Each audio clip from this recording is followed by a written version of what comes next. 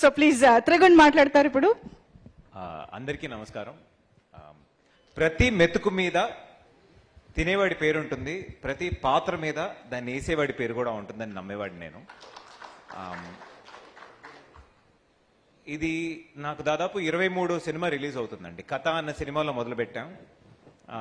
ప్రతి సినిమాలో ఏదో ఒకటి చేసుకుంటూ రావాలి. ఇప్పుడు రాముడు లంకకి వెళ్ళినప్పుడు హనుమంతుడు ఎంత చేశాడో ఆ ఉడత కూడా అంతే చేసింది. బాహుబలి అండ్ RRR లాంటి సినిమాలు చేస్తున్న ఈరోజు మన తెలుగు సినిమాని ఎంత దూరం తీసుకెళ్లాలని ట్రై చేస్తున్నారో అదే అటెంప్ట్ ఒక చిన్న ఉడతలాగా నేను కూడా చేస్తున్నాను, నేను నమ్ముతున్నాను. సిన్సియర్గా దాన్ని నేను చేస్తూ కూడా ఉన్నాను. లైన్ మ్యాన్ అన్న సినిమా ఫస్ట్ ఆయన చెప్పారు, యాక్చువల్లీ వేరే పని మీద వచ్చారు, హైదరాబాద్కి వచ్చారు ప్రొడ్యూసర్స్, ఇలా ఒక లైన్ చేద్దాం అనుకున్నప్పుడు నేను చెప్పాను, సార్ తెలుగులో చాలా బాగా కనెక్ట్ అవుతుంది. అప్పుడే రీసెంట్గా నేను యూట్యూబ్లో కొన్ని వీడియోలు చూడడం జరిగింది. కొన్ని లైన్ మ్యాన్లు ట్రైనింగ్లు ఇవ్వడం, ఎలా ఎక్కుతారు అని కొన్ని ట్రైనింగ్లు ఇవ్వడం. కొత్తగా ఐ థింక్ తెలంగాణలోనే ఫస్ట్ టైం ఇండియాలో లేడీస్ లైన్ ఉమెన్ గా రావడం, దానికి ఒకసారి ఒక పెద్ద రౌండ్ ఆఫ్ అప్లాస్. అసలు మగవాళ్ళు కూడా చేయలేని పనిలో ఆడవాళ్ళు దిగి చేస్తున్న ఒక రాష్ట్రంలో మనం ఉండి అసలు లైన్ మ్యాన్ గురించి సినిమా దిగిపోవడం ఏంటి, నేను చేస్తాను అన్నారు. మాకు తెలుగు అంత బడ్జెట్ లేదండి. సార్ మీరు ఏ ఊర్లో షూట్ చేస్తే అక్కడ వస్తా, నాకు మంచం ఇచ్చేయండి, నేను పడుకుంటా, నేను వండుకుంటా, నన్ను వదిలి నేను వస్తాను, మీరు ఎంత ఇవ్వగలుగుతారు ఇవ్వండి, నేను సినిమా చేస్తాను అని చేసిన very close to my heart ఈ సినిమా. సినిమాలు చాలా చేస్తూ ఉంటామండి, వెళ్ళిపోతూ ఉంటాం మన లైఫ్లో. ఇప్పుడు నేను కథా సినిమా చేసినప్పుడు కూడా థియేటర్లో పెద్దగా ఆడలేదు, కానీ ఈ రోజు వరకు ఎక్కడికి వెళ్ళినా కథ అని మాట్లాడతారు. నేను చీకటి గదిలో చిత్తకొట్టుడు అని ఒక సినిమా చేశాను. స్టార్టింగ్ నుంచి ఎండ్ వరకు బూతులే, భయంకరమైన డబ్బులు వచ్చాయి, అసలు మామూలు డబ్బులు రాలేదు. నేను లైఫ్లో కొంచెం సెటిల్ అయ్యా, ల్యాండ్ కారు కొనడానికి ఆ సినిమానే హెల్ప్ చేసింది. కానీ ఇట్లాంటి సినిమా చేసినప్పుడు నైట్ నేను ప్రశాంతంగా పడుకుంటాను. ఈ సమాజానికి ఏదో ఒకటి ఇచ్చాను, ఆ పిల్లలకి ఏదో ఒక న్యూస్ ఇచ్చాం, ఏదో ఒకటి చేయడానికి ఉంటుంది అని ఒక ప్రశాంతంగా ఒక కళాకారుడుగా ప్రశాంతంగా పడుకునిచ్చేది ఇట్లాంటి సినిమాలు. అండ్ ఇట్లా చెప్తున్నాను కాబట్టి ఏదో ఆర్ట్ సినిమా ఉండదు, ఫుల్ కామెడీ ఉంటుంది సినిమాలో. అండ్ ఒకప్పుడు బార్డర్లు ఉండేవండి, అంటే మా నాన్నగారు బ్యాంకులో పనిచేసేవారు కాబట్టి మేము కొంచెం మద్రాసు, వైజాగ్, విజయవాడ, హైదరాబాద్ అన్ని చోట్ల ఉండేవాళ్ళం. మేము అన్ని భాషల్లో సినిమాలు చేస్తాం, మా ఇంట్లో అందరూ సినిమాలు పిచ్చోళ్ళు అనమాట. ఈరోజు ఇప్పుడు రీసెంట్గా నందిరెడ్డి గారు వచ్చారు, చెప్తున్నారు మంజుమల్ బాయ్స్ ఉన్న సినిమా చూసి వచ్చాను, మలయాళం సినిమా అని చెప్తున్నారు.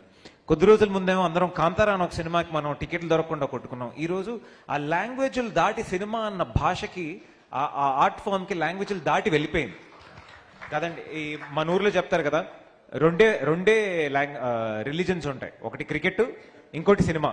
మా వాళ్ళు కూడా ఇప్పుడు వెళ్ళి సినిమా క్రికెటే ఆడుతున్నారు, చాలా మంది ఊర్లో లేరు ఎందుకంటే అందరు క్రికెట్ ఆడడానికి వెళ్ళారు. సో ఈ ఈవెంట్ని, ఈ సినిమాని సపోర్ట్ చేయడానికి ఫస్ట్ వచ్చిన మా లైన్ మ్యాన్ సోదరులందరికీ ఒక పెద్ద శిరస్సు వంచిన ధన్యవాదాలు, నా కృతజ్ఞతలు. వాళ్ళు అడిగిందల్లా ఈరోజు వాళ్ళతో మాట్లాడితే నాకు అర్థమైంది, వాళ్ళు అడిగిందల్లా ఒక విషయమే, మీరు ఫోన్లు చేయండి అన్నీ ఓకే, మమ్మల్ని తిట్టద్దు, అర్థం చేసుకోండి. ఆ విషయం అందరూ చూస్తారు. అట్లీస్ట్ ఇది చూసిన అందరూ మారకపోయినా చూసిన ఒక 10 మంది అయినా మారితే నాకు చాలా చాలా సంతోషం. వాళ్ళని యూజువలీ మనం పోలీసుల గురించి కానీ, ఒక డాక్టర్ల గురించి కానీ, ఒక మన పబ్లిక్ రోడ్లు క్లీన్ చేసే వాళ్ళ గురించి కానీ గొప్పగా మాట్లాడతాం, కానీ ఈ అన్నిట్లో మనం లైన్ మ్యాన్ని మర్చిపోతున్నాం. సో వాళ్ళని గుర్తు చేసేటట్టు, వాళ్ళు ఈ సమాజానికి ఎంత ఇంపార్టెంట్ అని చెప్పే ఒక కథ ఇది నిజంగా. అండ్ వచ్చే ముందు నేను యూట్యూబ్ కమెంట్స్ అన్ని చదువుతున్నాను అనమాట. మ్యాక్సిమం పాజిటివ్ కమెంట్స్ వచ్చింది ఈ ఈవెంట్కి, ఈ ట్రైలర్కే.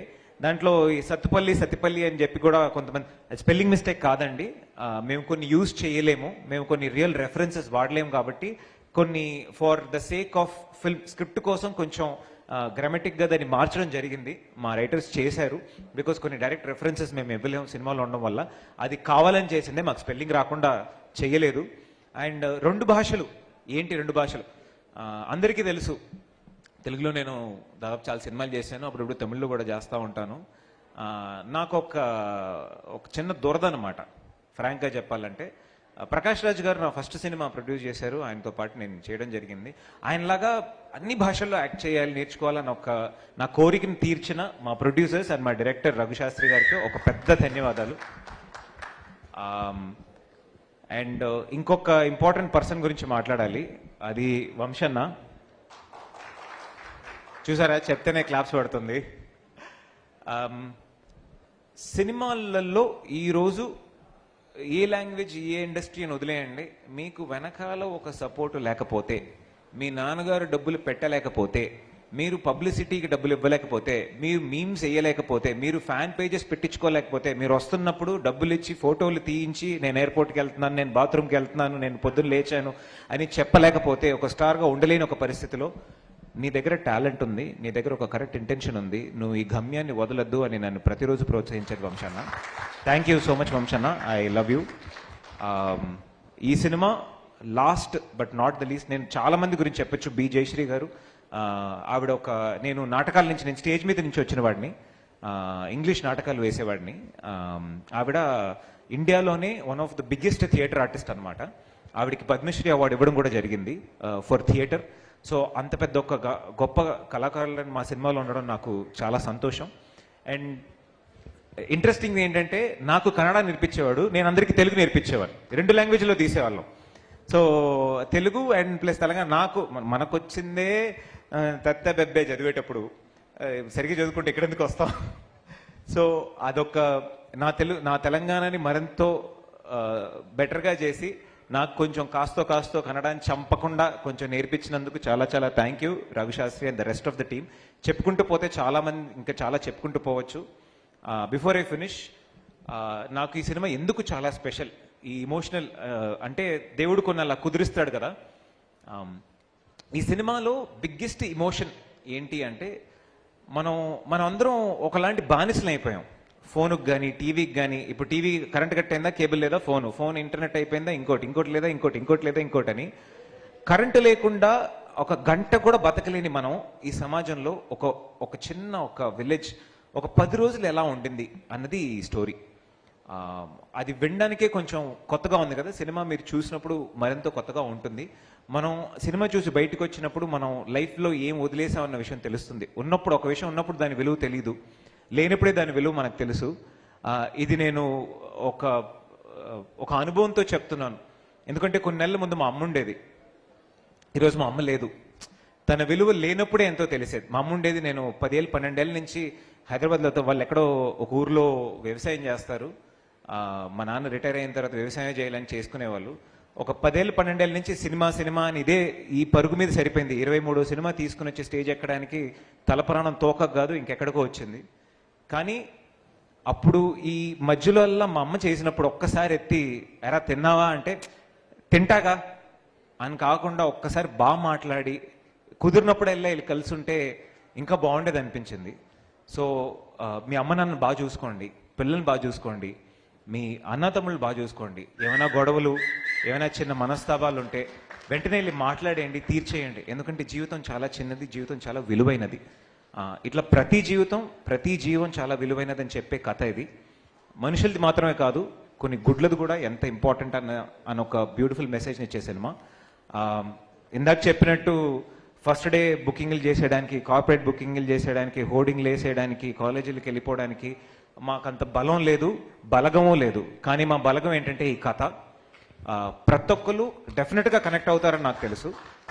థియేటర్లో ఎంత ఓపెనింగ్ వస్తుంది ఏంటో నాకు తెలియదు. హార్ట్ నుంచి చెప్తున్నాను, March 15 సినిమా రిలీజ్ అవుతుంది. లైన్ మ్యాన్ మీరందరూ చాలా వాట్సాప్ గ్రూప్లో ఉన్నారు, ఈ మా ట్రైలర్ పెట్టండి, వెళ్ళి చూడండి, మీ గురించి తీసిన cinema.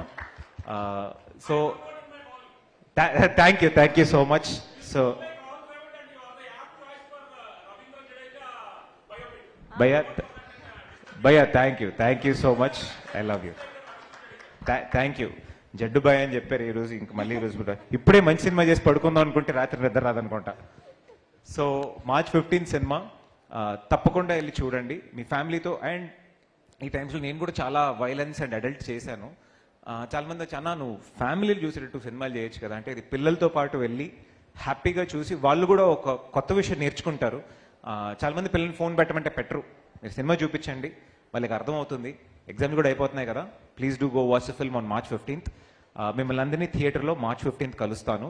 Until then see you. Thank you. Super, thank you so much Trigun garu. And wish you all the very best. Line man అంటే ప్రతి శుక్రవారం వచ్చే సినిమా లాంటిది కాదు.